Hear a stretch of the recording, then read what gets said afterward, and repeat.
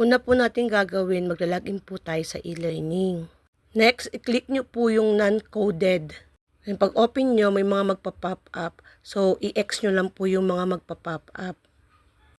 Then, punta po kayo sa taas, dun sa may tatlong guhit.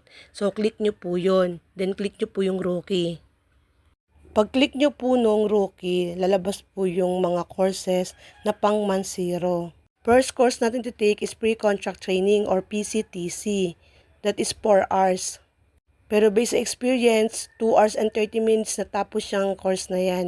Next, business conduct. 3 hours lang po ito.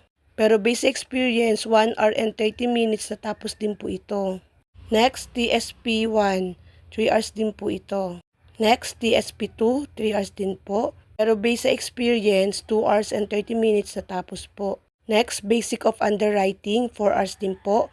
Pero based sa experience, natapos po ng 2 hours and 30 minutes. Sunod po nating i-take ay yung ating digital tools para makabenta tayo is yung Next Gen iPOS. So makakapagbenta tayo anywhere, anytime gamit ang cellphone, iPad, tablet o laptop.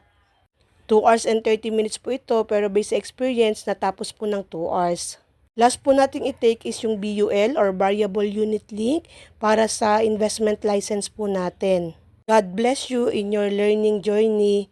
We learn because we earn because we learn.